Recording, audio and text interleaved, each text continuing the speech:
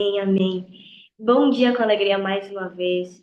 Meus irmãos, eu estou muito feliz, como eu falei, de estar compartilhando a palavra do Senhor com vocês hoje.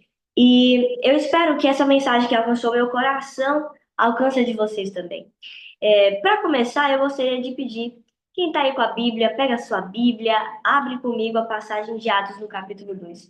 Todo mundo conhece essa passagem, eu sei que vocês amam também, é o poder do Espírito se manifestando de maneira poderosa sobre a igreja primitiva, mas em especial eu vou começar com os últimos versos desse capítulo.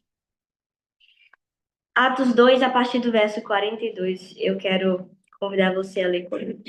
Mas antes, eu quero fazer mais uma curta oração e pedir a Deus que Ele guie essa mensagem mais uma vez. Sei que já oramos, mas nunca é demais, né, gente? Senhor Deus, mais uma vez eu quero pedir aqui o teu Espírito Santo sobre mim e sobre cada um que está ouvindo esse sermão a partir de agora. Eu sei que o Senhor tem grandes coisas para realizar em nossa vida e a tua palavra é poderosa para criar em nós um novo coração, para nos dar um novo rumo em nossa vida. E é isso que nós queremos apresentar diante do Senhor, a nossa vida por completo, para que o Senhor tenha liberdade de vir, atuar, transformar, mudar aquilo que o Senhor desejar. Nós nos abrimos para receber a tua mensagem, Senhor. E pedimos que o teu Espírito Santo seja o verdadeiro mensageiro, em nome de Jesus. Amém. Você já abriu a sua Bíblia? Antes de começar, eu tenho algumas perguntas para a gente refletir. A primeira delas é falando sobre a minha geração. Ultimamente eu tenho pensado em algumas coisas, refletido, né? E às vezes parece que a minha geração não entende o que é ser cristão de verdade. Parece que a gente perdeu a referência e não sabe mais que caminho que a gente quer trilhar. Então, você acha que a sua geração entende o que é ser cristão? E será que nós conservamos esse mesmo espírito, esse mesmo zelo, esse mesmo poder que os cristãos apostólicos, quando a gente olha para a igreja primitiva, nós estamos nesse mesmo espírito, nessa mesma fé, nesse mesmo amor que eles estavam? A verdade é que eu sinto que não. Mas sabe o que é o mais interessante? Parece que não é uma coisa só da minha geração, de pessoas da minha idade, da minha faixa etária. Eu perguntando ali para os meus pais, parece que a resposta é a mesma. Mas a verdade é, quando foi, aonde foi que a gente perdeu esse cristianismo verdadeiro, essa essência do cristianismo? Parou de entender o que é ser cristão de verdade. E ser cristão passou a ser apenas uma adição no nosso currículo e não a essência da nossa vida. E eu quero trabalhar isso com vocês hoje. Atos 2, versos 42 a 47. E perseveravam na doutrina dos apóstolos e na comunhão, no partir do pão e nas orações. Em cada alma havia temor, e muitos prodígios e sinais eram feitos por meio dos apóstolos. Todos os que criam estavam juntos e tinham tudo em comum. Vendiam as suas propriedades e bens, distribuindo entre todos, à medida que alguém tinha necessidade. Diariamente perseveravam unânimes no templo, partiam pão de casa em casa e tomavam as suas refeições com alegria e singeleza de coração, louvando a Deus e contando com a simpatia de todo o povo. Enquanto isso, o Senhor lhes acrescentava dia a dia os que iam sendo salvos. Existem pelo menos três aspectos aqui que faziam parte do cristianismo intrinsecamente e que parece que, por mais que a gente conheça, a gente perdeu a relação verdadeira com esses elementos. Então, voltando à pergunta, a verdade é que eu não tenho como responder exatamente aonde ou quando o cristianismo foi deixando de ser tão essencial na nossa vida e passou a ser uma adição. Mas eu sei responder, e é isso que nós vamos trabalhar hoje, do que foi que nós nos perdemos. Primeiro verso aqui nós temos: perseveravam na doutrina dos apóstolos e na comunhão. Nós temos a Bíblia sendo o centro da, da vida deles. Tudo que eles faziam era baseado na Bíblia, era porque estava de acordo com a Bíblia, era porque eles aprenderam ali, eles entendiam e desejavam entender profundamente aquilo que a palavra de Deus apresentava. Segundo tópico aqui, no partir do pão e nas orações. Eles oravam juntos, eles oravam separados também. A vida de oração deles era muito consistente. A gente vai trabalhar isso hoje também. E por fim, sabemos que Deus ia adicionando ali a cada dia os que iam sendo salvos. A missão fazia parte da identidade daquelas pessoas. Aí você pode notar, mas isso aqui não tem nada de novo? Exatamente. A verdade é que nós estamos tentando trazer enfeites para a nossa fé e achando que isso vai nos sustentar. Mas a verdade é que é a verdadeira base que a gente precisa consolidar. E nós nos perdemos disso. Por mais que nós tenhamos Bíblia, oração e missão, parece que o nosso relacionamento com essas práticas não é a mesma que a igreja apostólica tinha quando Jesus deixou os apóstolos ali para continuar a missão e cumprir a comissão que ele havia dado. Então, é sobre esses 3 pontos que a gente vai trabalhar e que eu quero conversar com vocês hoje. O primeiro deles, a palavra. Salmo 119, verso 105. Lâmpada para os meus pés é a tua palavra e luz para o meu caminho. Esse texto ele é muito conhecido novamente, mas ele é muito poderoso e é muito verdadeiro. A palavra de Deus é lâmpada, ela ilumina os nossos caminhos. Isso é muito valioso. E que a Bíblia é nossa regra de fé e prática, você já sabe. Você está cansado de ouvir, talvez cansado até de falar isso. E é uma verdade. Agora, o que a Bíblia tinha na vida daqueles cristãos era autoridade. E às vezes é isso que falta na nossa vida.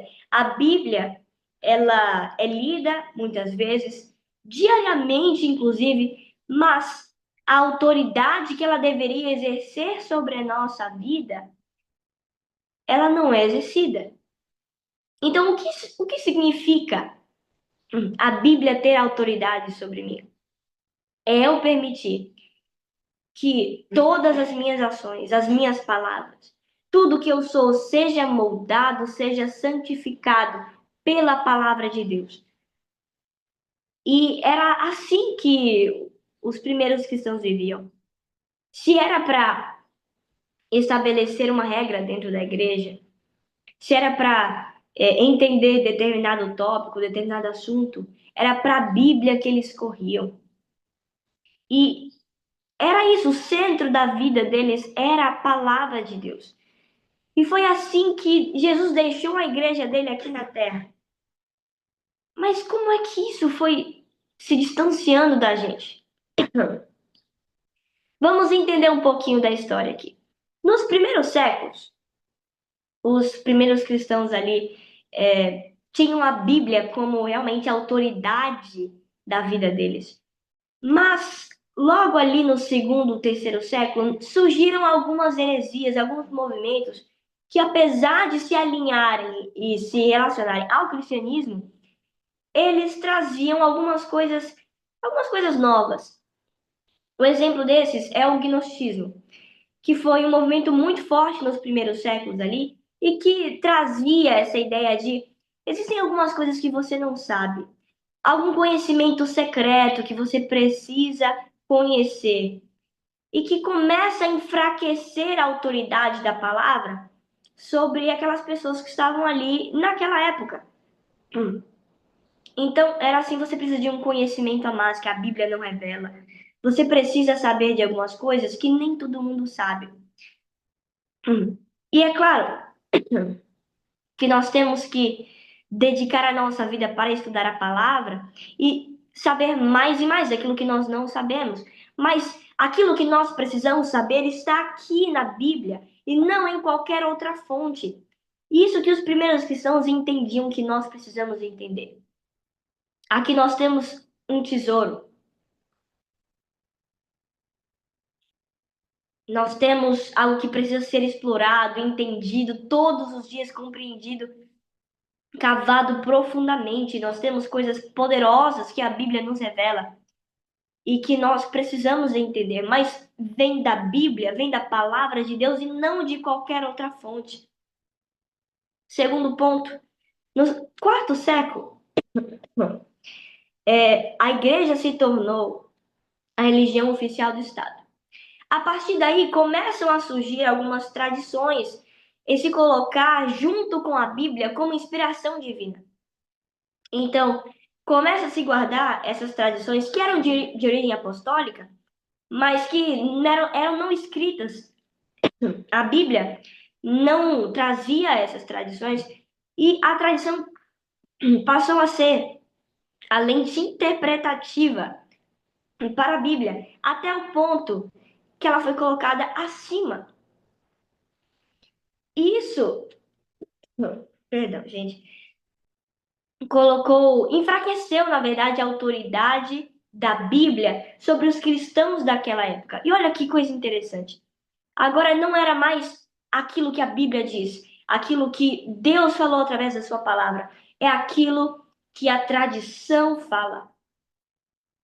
Então começa como a Bíblia e a tradição, depois elas se equiparam, depois a tradição está acima da Bíblia.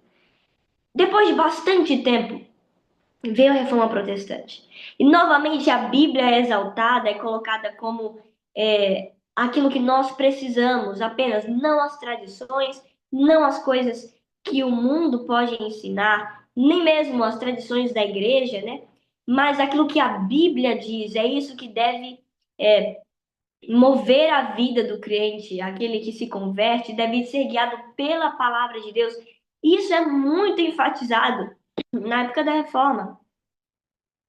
Mas depois outros movimentos foram se levantando. E observe, o iluminismo. Agora a razão humana era a autoridade final sobre a vida do ser humano. Então era o pensamento, era a razão, era aquilo que o ser humano consegue alcançar. E novamente a autoridade da Bíblia, ela é colocada de escanteio. Agora, o que o ser humano valoriza é o pensamento, é aquilo que vem da nossa capacidade intelectual. Não é mais aquilo que o Senhor diz, mas aquilo que o ser humano consegue alcançar com a sua capacidade mental. Prosseguindo, no século XIX, o que nós temos? O darwinismo se levantando, o evolucionismo, que vai de frente com os relatos bíblicos da criação e da queda. E, novamente, agora a Bíblia entra, né, em questionamento. As pessoas questionam a Bíblia. Porque, como assim? O evolucionismo e o criacionismo não podem estar em coerência, são opostos. Então, a ciência agora é aquilo que vai ditar, é a autoridade final sobre o ser humano. E, por último, o existencialismo. Esse foi um movimento que trouxe a ideia da experiência humana como sendo autoridade. É aquilo que eu posso viver, aquilo que eu posso sentir, aquilo que eu sinto ser correto, aquilo que eu vejo ser bom. Isso aqui é um problema. E acaba influenciando, inclusive, o nosso pensamento como cristãos. Eu não sinto que isso aqui seja errado, eu não sinto que isso aqui seja certo. Mas é o que eu sinto ou o que a palavra de Deus diz? Percebe que ao longo do tempo foi sendo degenerado a nossa relação, a nossa concepção sobre a autoridade da palavra de Deus. Não era assim que os primeiros cristãos viviam. A Bíblia é a palavra de Deus e eles viviam de acordo com o que a Bíblia diz. Inclusive aquele hino, dá-me a Bíblia, ou aquele outro, o que diz a Bíblia? Poucos dirão. É isso que nós precisamos perguntar. Mas ao longo da história, essa autoridade foi sendo desconstruída e nós precisamos reconstruir isso. É um problema aqui no nosso pensamento, na nossa maneira de pensar, mas a Bíblia já tem uma solução para isso. Romanos 12, versículo 2, o apóstolo Paulo, ele fala sobre isso, rogando a nós, não vivam conforme os padrões deste mundo, mas deixem que Deus os transforme pela renovação da mente, para que vocês possam experimentar qual é a boa, agradável e perfeita vontade de Deus. Existe um perigo em nós colocarmos a nossa própria experiência acima da palavra de Deus. O teólogo Norman Gulley, ele falou: sempre que a experiência humana substitui a autorrevelação de Deus, o que resta é um Deus feito à imagem humana. Sempre que a nossa experiência experimental, ela se coloca no lugar da palavra de Deus, a autorrevelação divina, nós perdemos não simplesmente o contato com a Bíblia, mas começamos a perder de vista quem Deus é, porque começamos a reconstruir um Deus segundo a nossa própria imagem, ao invés de permitir que Ele, que nos criou a imagem dele, reconstrua a imagem dele em nós. E essa é a essência do plano da redenção. Deus reconstruindo a imagem dele em nós, aquela imagem que foi degenerada pelo pecado. Então, a autoridade final sobre a minha vida, sobre a sua vida, não deve ser aquilo que eu penso ser certo, aquilo que o senso comum diz ser certo, aquilo que o mundo diz ser correto, mas o que a palavra de Deus diz. A Bíblia precisa exercer esse papel, essa autoridade sobre a nossa vida. Não o que a ciência diz, não o que a razão humana diz, não o que a experiência humana pode falar, mas aquilo que Deus diz. É aquilo que diz o Senhor. Então, qual deve ser a nossa relação com a Bíblia? Justamente essa. A Bíblia é autoridade. É aquilo que a Bíblia diz, eu vou fazer, porque essa é a palavra de Deus.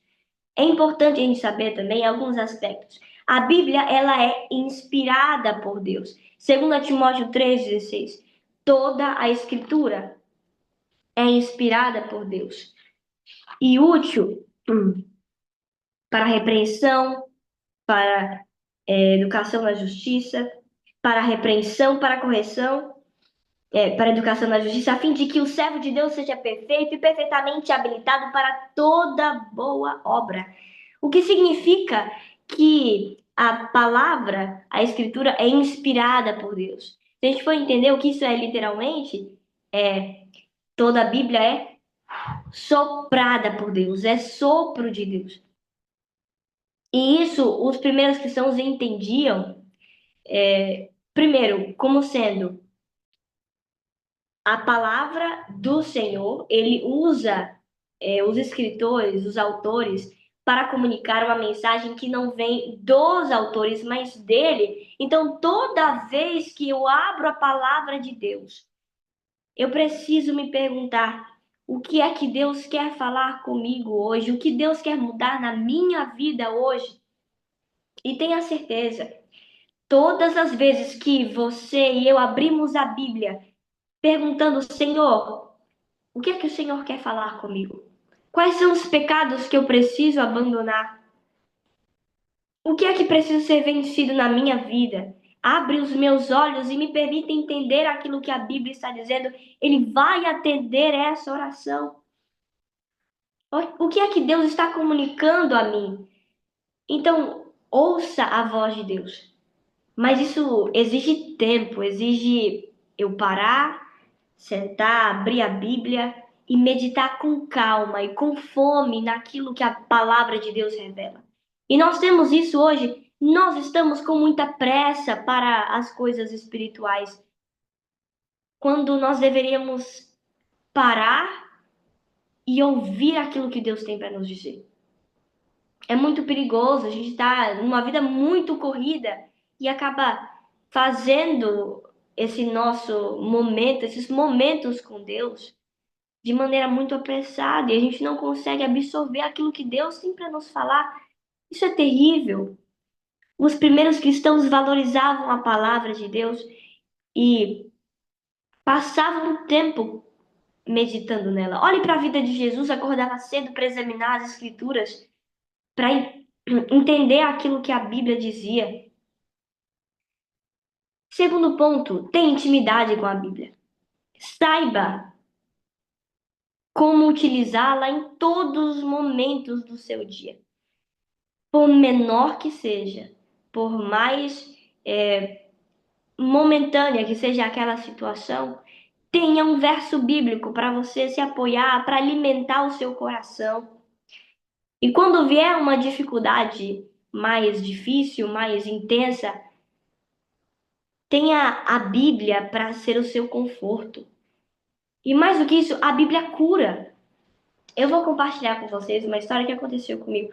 Foi esse ano. Gente, esse é meu último ano na escola, né? Terceiro ano chegou e a gente fica, meu Deus, o que que eu vou ser depois disso? Que faculdade que eu vou cursar?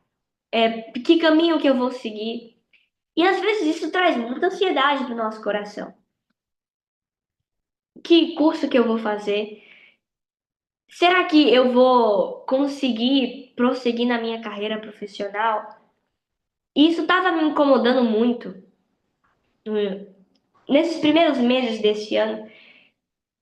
E eu estava muito preocupada com isso, às vezes chorava com medo, sabe? E eu decidi assim, Senhor, eu preciso de algumas respostas. E eu vou fazer o seguinte, eu vou deixar o meu celular de lado, eu vou inverter as coisas. Do mesmo jeito que eu uso o meu celular, eu vou usar a Bíblia. Como assim? Para a Bíblia eu tenho horários definidos, para o celular não? Então tá, sempre que me der vontade de mexer no celular, fazer alguma coisa, eu vou ler pelo menos um capítulo da Bíblia e vou definir horários para mexer no meu celular. Nesses dias, então, eu comecei a ler. Por onde? Comecei por Gênesis mesmo. Comecei a ler Gênesis 1, Gênesis 2, Gênesis 3 e fui lendo. Às vezes, eu lia o quê? 3, 4 capítulos. Aí dava vontade de mexer no celular mais tarde, lia mais alguns capítulos e eu fui lendo até que eu cheguei ali em Gênesis 21. E Gênesis 21 é a história de Agar. E essa história é muito, muito linda, muito linda. Eu gosto muito dessa história. E essa história, nesse dia que eu li, me tocou profundamente. Eu não sei quantas vezes eu já li essa história, mas naquele dia alcançou meu coração de uma maneira muito poderosa. E aquelas dúvidas que estavam no meu coração, Senhor, será que eu vou conseguir exercer uma profissão bem-sucedida no futuro? Será que eu vou ser alguém que vai conseguir, por exemplo, sustentar uma família no futuro? Tudo isso passava pela minha mente. E a Bíblia veio ali para me mostrar. Olha que interessante. H, ela já não estava mais com Abraão. Ela foi colocada para fora com seu filho Ismael. Ela coloca Ismael atrás de uma moita e agora ela sai à distância porque ela disse que não poderia ver o menino morrer. Naquele momento, o anjo de Deus aparece para H e ela fala, ele começa a repetir promessas. Não eram qualquer promessas, eram as promessas que ele havia dado a Abraão a respeito de Isaac. E olha só, Ismael não era filho da promessa. Pelo contrário, era filho da falta de fé de Abraão e Sara. Mas naquele momento, Deus dá um propósito para a vida de Ismael. E aquilo tocou meu coração, porque eu não sou filha da promessa. Eu não tenho, eu não nasci especificamente para cumprir uma profecia como Isaac nasceu. Mas naquele momento, Deus falou ao meu coração que Ele tinha um plano para minha vida e que eu não precisava andar ansiosa por causa disso. E eu sei que você já sabe que Deus tem um plano para a sua vida. Mas sabe aquelas verdades que são tão repetidas, mas que naquele momento alcançam o seu coração? Foi isso que aconteceu. Eu sempre soube que Deus tem um plano para mim, mas quando eu parei, li a Bíblia, permiti que Deus falasse comigo, a Bíblia não somente me mostrou uma coisa, mas curou uma ansiedade. E é isso que Deus quer fazer conosco através da palavra. Ele quer curar, ele quer transformar, que o nosso relacionamento com a Bíblia não seja apenas de conhecer verdades, mas de verdadeiramente permitir que ela nos transforme. A Bíblia cura. A Bíblia cura. Ela tem poder. A palavra de Deus é poderosa. Então, permita que a Bíblia seja a lâmpada para os seus pés, que traga segurança nos seus passos e seja luz para o seu caminho. Ellen White falou acerca dos reformadores. Longe de serem analfabetos, sectaristas, controversistas ruidosos, eram homens que haviam estudado a palavra de Deus e bem sabiam como manejar as armas com que os supria o arsenal das Escrituras. Eles sabiam em que momento usar a Bíblia, como usar a Bíblia, qual versículo eles deveriam se apoiar em determinado momento. Tenha essa intimidade com a palavra de Deus, como Colossenses 3 diz, habite ricamente a palavra de Deus em vós. É isso que nós precisamos hoje e que nós perdemos. Nós nos perdemos da palavra de Deus. Nós não sabemos mais. A palavra de Deus perdeu a autoridade sobre a nossa vida. Agora é somente um momento que nós paramos para ler um capítulo, conhecer uma história. Mas não é somente isso, ela precisa moldar o nosso coração, mudar a nossa vida. Vamos ao segundo ponto: oração. Você já sabe, oração é respiração da alma, a oração é falar a Deus, falar com Deus como a um amigo. Mas para os primeiros cristãos, isso não era simplesmente uma frase que a gente repetia para definir o que é oração. Isso era a definição da vida de oração deles. Tudo que eles precisavam e queriam fazer, apresentavam a Deus em oração. Agora, por que nós deixamos de orar? Por que nós paramos de permitir que isso acontecesse conosco também? Vou trazer alguns motivos específicos. Primeiro, autossuficiência. Nós achamos que nós conseguimos fazer alguma coisa. João 15, verso 5. Sem mim, nada podeis fazer. Os primeiros cristãos entendiam isso, mas nós nos esquecemos. A gente acha que consegue pregar, a gente acha que consegue levar o evangelho às pessoas, a gente acha que consegue ter uma vida espiritual de sucesso sozinhos, mas isso não é verdade. Sem Cristo, nós não podemos fazer nada. E por não entender isso, nós oramos tão pouco. Nós achamos que conseguimos nos manter puros no nosso dia a dia, mas não dá. As influências que nós recebemos são muito fortes e somente com a oração, com a dependência do Senhor é que nós podemos vencer essas as tentações que nós enfrentamos, as influências que nós recebemos durante o dia a dia. Segundo ponto é que nós não refletimos muito sobre o nosso pecado. Qual foi a última vez que você parou para analisar as suas dificuldades, para entender quais são as suas fraquezas? Sabe como é que a gente chama isso? Vigiar. A gente não vigia. A gente deixa os dias acontecerem, as coisas acontecerem, Aí quando acontece uma coisa grande que a gente começa a entender, Senhor, eu preciso de perdão. Mas não é assim, a gente precisa olhar as nossas atitudes dia a dia, parar para refletir. Isso aqui agradou ou não ao Senhor? Isso aqui exaltou ou não o nome de Deus?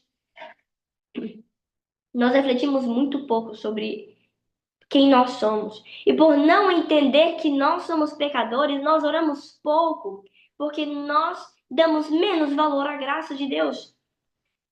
E sabe o que é o mais interessante? Pelo menos para minha geração, quando as coisas apertam, começam a dificultar, não é para Deus que a gente corre. A gente quer distrair nossa mente. Nossa, hoje estou estressado, o dia foi puxado, foi corrido.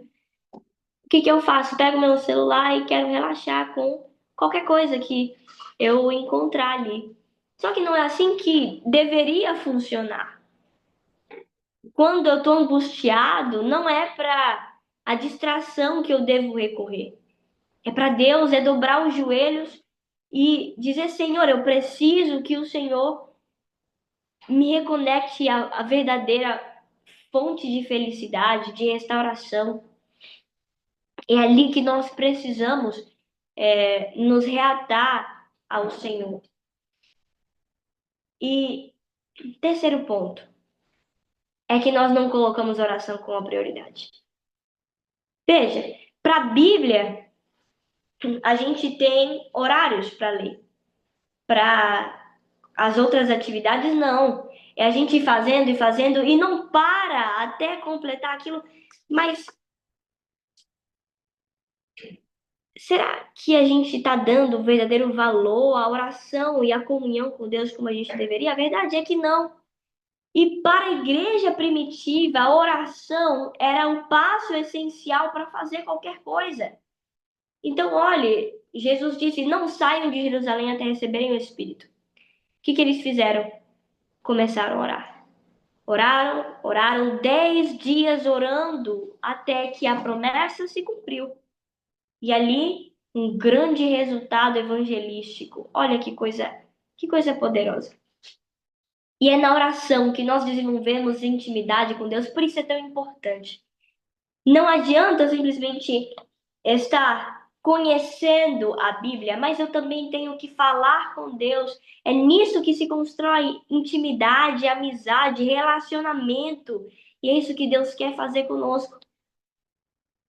E eu poderia trazer aqui infinitas histórias do poder da oração. Eu tenho certeza que vocês também têm histórias para contar. Mas a grande questão é que o que precisamos entender é que a oração nos faz nos conectar com Deus e abrir espaço para que Deus atue em nós. E todas as vezes que nós oramos, que nós passamos tempo em oração, aqui nós perdemos o nosso orgulho, a vontade de continuar pecando. Eu não sei se já aconteceu com você. Às vezes a gente cai em umas besteiras, assim, as tentações do dia a dia, e, sabe, depois eu vou orar, e aquela ideia de ter caído parece ridícula. Senhor, como foi que eu caí nisso? Como foi que eu caí nesse pecado, nessa tentação? Quando eu dobro os meus joelhos, o pecado parece perder o brilho. E é por isso que nós precisamos orar sem cessar. Quando nós contemplamos a luz, a glória de Deus, o pecado perde o chamariz. Não é mais valioso, porque o valor de Cristo é muito maior do que isso. E é assim que nós precisamos viver. O seu pecado precisa ser vencido em oração. Tire a oração de um cristão e veja ele morrer espiritualmente.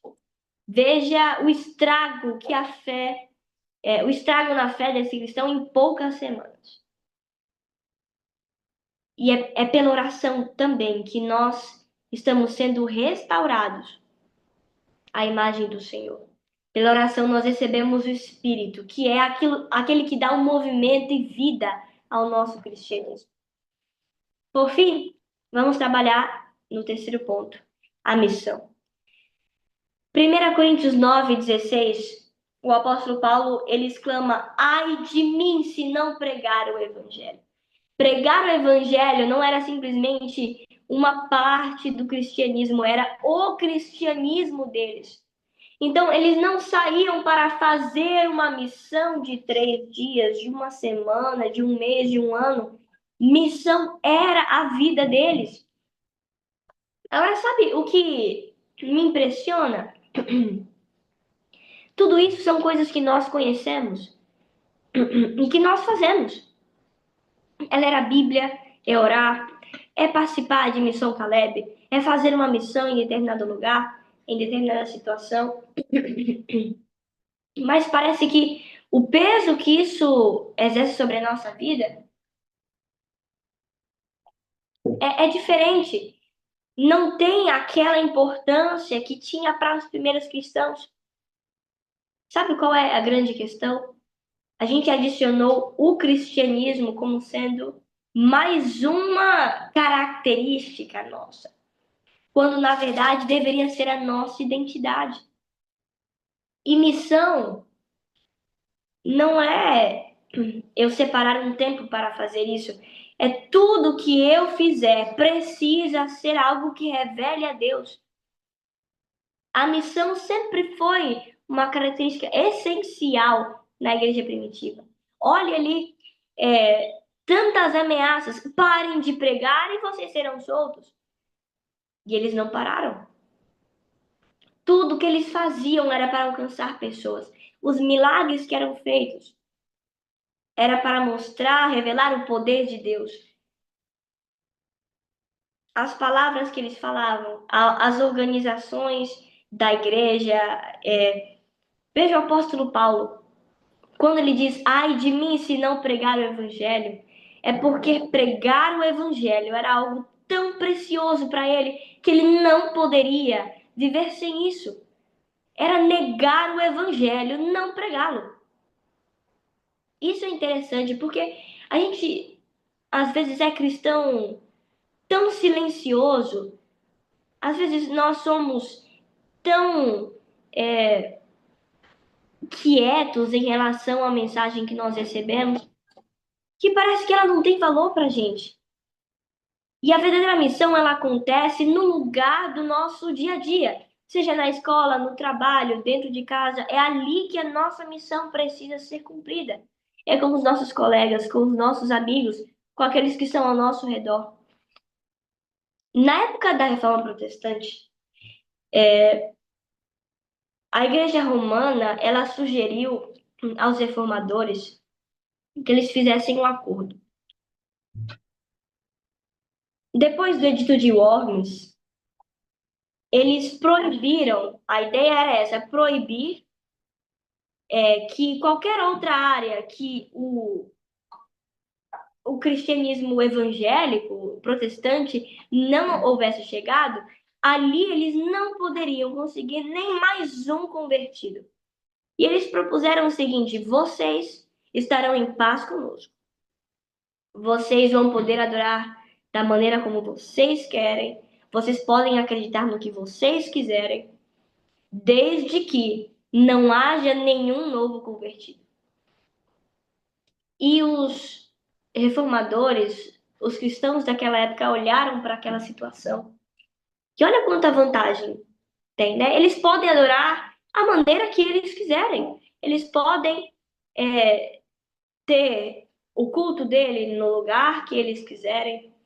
Não haveria mais aquela perseguição que eles estavam enfrentando, estavam cansados de enfrentar, mas eles entendiam que não pregar o evangelho, não falar da verdade da palavra de Deus, seria negar o próprio evangelho.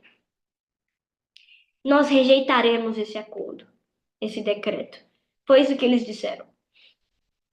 Isso seria negar a sua própria identidade. Isso seria deixar de lado aquilo que o próprio Jesus havia pedido que eles fizessem. Dessa forma, eles continuaram a pregar, ainda que em perseguição.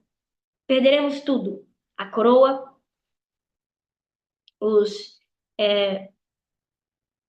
o poder e, se necessário, a própria vida, pregando o evangelho libertador de Deus. E pensar que nós, em tempos de paz, não pregamos. E pensar que falar de Jesus é vergonhoso para a gente. Na escola, no trabalho, puxar um assunto ou mudar o assunto da conversa pode ser muito trabalhoso. E não, uma coisa. É, não é uma coisa legal de se conversar. Será? Será que isso, na verdade, só não revela que nós não estamos comprometidos com o Evangelho de Deus? E aqui eu quero entrar no final e fazer um apelo ao seu coração. O que é que esses homens tinham que nós não temos hoje? Nós não temos a Bíblia, nós não temos a oração, nós não oramos, nós não cumprimos a missão. Que amor pelo reino que eles tinham, que zelo pela comissão de Cristo, quanta vontade de ver o reino de Deus crescer. E esse que é o ponto. Parece que o nosso amor pelo reino de Deus tem, às vezes, se limitado simplesmente àquilo que nós vamos receber ao final de tudo. E nós não estamos vivendo como se o reino de Deus precisasse estabelecer agora, não como um reino político, mas como um reino espiritual, onde a única fronteira é a fé daqueles que escolheram crer em Jesus como seu Salvador e colocá-lo como Senhor da sua vida. Missão não é algo que eu faço, mas é viver completamente para Cristo, onde todas as minhas ações o revelem. Isso é ser cristão, é isso que nós esquecemos. Ser cristão é viver a palavra, é andar em oração, é ser missão. Isso é muito difícil hoje porque isso é morrer para o eu. Cristianismo é isso, é morrer para o eu na geração do ego. É abdicar dos nossos próprios desejos e vontades para fazer a vontade de Deus. Isso pode ser loucura para o mundo, mas é isso que dá sentido à nossa vida pessoal e à nossa vida cristã, porque afinal elas precisam ser uma só. O que os primeiros cristãos entendiam e que nós precisamos entender é que não adianta ficar pedindo, ei, vamos orar pela minha vida espiritual. Isso não existe. Não existe Nathalie e Nathalie na vida espiritual. Não existe vida pessoal e vida espiritual. Precisa ser uma coisa só. E os primeiros cristãos entendiam isso.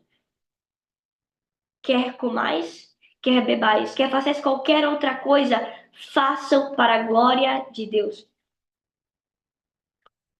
Então, não é quando eu estou lendo a Bíblia que eu estou cuidando da minha vida espiritual. É quando eu estou fora do meu momento ali de devoção que eu preciso estar na minha vida espiritual. Não existe separação entre essas duas coisas. A todo tempo eu preciso estar vivendo a minha vida espiritual. Então, é isso. Quando Cristo nos chama, Ele não está chamando para que a gente tenha uma área da nossa vida dedicada a Ele. É para que a nossa vida seja completamente dele. Para aquele povo, ser cristão era a identidade deles. E você consegue perceber que eu não apresentei nada de novo aqui. Mas a verdade é que a gente está querendo mudar, muitas vezes com granulados da fé cristã. Não é em momentos, não é em congressos, não é em eventos que a minha vida vai ser mudada, mas no básico do dia a dia que eu preciso construir a minha fé, a minha vida cristã. E o meu chamado para você hoje não é orar para que Deus mude a sua vida espiritual. Pelo contrário, é pedir que você pare de orar desse jeito. E que a nossa oração hoje seja: Senhor, me torne um cristão de verdade. Que cristianismo não seja apenas mais uma coisa adicionada ao meu currículo. Não é uma parte da minha identidade, é a minha identidade. É uma identidade nova em Cristo Jesus. Se nós nascemos novamente, somos nova criatura nele, isso não faz uma área da nossa vida, mas é agora a nossa vida. É viver para Cristo, é falar para Ele, é estudar para Ele, é trabalhar para Ele. Nós não podemos continuar separando essas coisas. É uma coisa só. É viver para Cristo completamente. É tudo o que eu fizer vai ser para o Senhor. No livro Parábolas de Jesus, nós encontramos no capítulo 9 o seguinte parágrafo. Alguns há que parece que sempre buscaram a pérola celestial. Não renunciam, porém, completamente os seus maus hábitos. Não morrem para o próprio eu, para que Cristo viva neles. Por esse motivo, não acham a pérola valiosa. Não venceram a sua ambição profana e seu amor às atrações do mundo. Não tomaram a cruz e não seguem a Cristo no caminho da abnegação e sacrifício. Quase cristãos, mas não plenamente. Parecem estar perto do reino de Deus, mas não podem ali entrar. Quase, mas não completamente salvos. Significa estar não quase, mas completamente perdidos. Quase cristãos, mas não plenamente. Parecemos com eles, mas não somos como eles. Parecemos amar a Bíblia, oração e a missão, mas fazemos disso apenas um momento da nossa vida, quando na verdade isso precisa ser o centro. E com isso, as outras coisas virão. E hoje, eu quero, nesse momento, convidar você a fechar os seus olhos comigo e a orar, pedindo que Deus transforme a nossa vida, torne a nossa vida espiritual e a nossa vida pessoal uma só coisa. Porque é assim que nós cristãos devemos viver. Completamente para Cristo. Somente para Cristo. Entregando tudo a Ele. Então feche seus olhos nesse momento e ore comigo. Pai do céu, nós nos arrependemos, Senhor, de muitas vezes ter separado as nossas ações espirituais e a nossa vida cotidiana. Mas não é assim que nós queremos viver. O verdadeiro cristianismo está em Cristo viver em nós. Está em nós vivemos completamente para Ele. Está em todas as nossas ações, atitudes, palavras, pensamentos serem provenientes do Senhor. Então, a nossa oração, Senhor, é que o Senhor nos faça verdadeiros cristãos. Não em momentos específicos, mas que essa seja a nossa identidade. Que a primeira característica que as pessoas vejam em nós seja: essa é uma pessoa cristã. É um cristão de verdade. Tudo que essa pessoa faz é para o Senhor, seja um trabalho de escola, seja na vida, na vida profissional, seja na vida familiar, que Cristo seja revelado em nós, Senhor. Nós não queremos mais viver sem estar ligados à tua palavra verdadeiramente, com- vivendo como se a tua palavra fosse apenas um momento do nosso dia. Nós queremos que ela guie os nossos pensamentos, mude a maneira como nós pensamos, Senhor, renova o nosso entendimento, a nossa maneira de pensar, e que o Senhor nos ensine a manter a oração como a respiração de nossa alma. Nós não queremos simplesmente em momentos específicos estar em oração, às vezes, Senhor, tão pouco de manhã, no meio do dia, à noite. Não é assim que nós queremos viver. Queremos que a oração seja a respiração da nossa alma, seja o mover da nossa vida. Não nos permita, Senhor, estar tomando decisões por nós mesmos. Sem ti nós não podemos fazer nada. Nos ensina, coloca na nossa cabeça que nós somos incapazes de fazer qualquer coisa sozinhos. Nos ensine a buscar a tua presença antes de qualquer coisa, e depois de qualquer coisa, e durante qualquer coisa. Nenhum milagre da Bíblia aconteceu sem oração. Por que que nós achamos que as coisas vão acontecer sem nós dobrarmos os joelhos? Nos ensina, Senhor, e faz da nossa vida uma missão ambulante, uma missão em movimento constantemente. Se eu estou ali com um amigo, eu estou em missão. Se eu estou com a minha família, eu estou em missão. Se eu estou na igreja, eu estou em missão. Se eu vou para um lugar longe no mundo, eu estou em missão.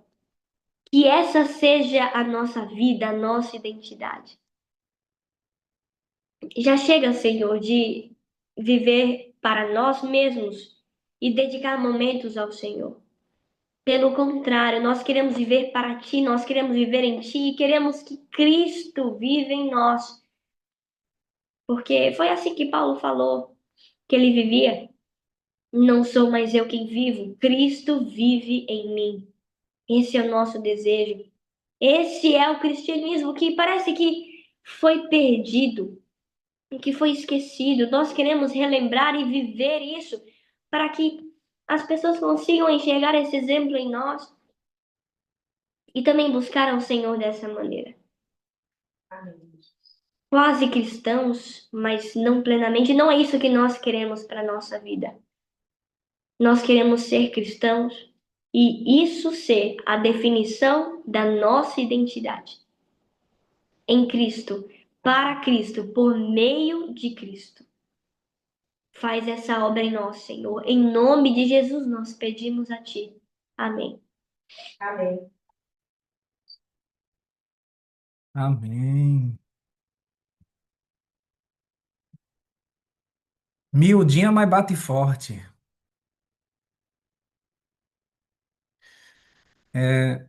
Por 26 anos eu tentei isso, viu? E confesso a você que é muito difícil. Todas essas mudanças são necessárias, mas eu não consegui pela minha força, pelo meu esforço. Foi através do Espírito Santo que eu consegui, que eu estou conseguindo, estou lutando para isso. Como diz lá em Ezequiel 36, 26 e 27, é necessário que ele nos dê um novo coração, um novo espírito, para que a gente consiga obedecer os seus estatutos. Então, nem por força nem por violência, mas pelo meu espírito, né? Então, o espírito tem feito isso na nossa vida, nós temos aprendido isso. A sala tem ensinado isso, a gente desacelerar. Muitas pessoas ainda reclamam, o horário é comprido, é muito tempo, e a gente muitas vezes passa mais tempo no celular, assistindo um filme, maratonando uma série. Então, nós estamos aprendendo nessa sala a desacelerar. Nós estamos aprendendo tudo isso que você clamou hoje, porque isso aí é um clamor, é um chamado para uma mudança de vida, né? Então, com certeza é possível, porque nós estamos experimentando e nós sabemos que, como a Márcia ensinou, existe uma receita e nós estamos fazendo essa receita e está dando certo. Muito obrigado, Nathalie.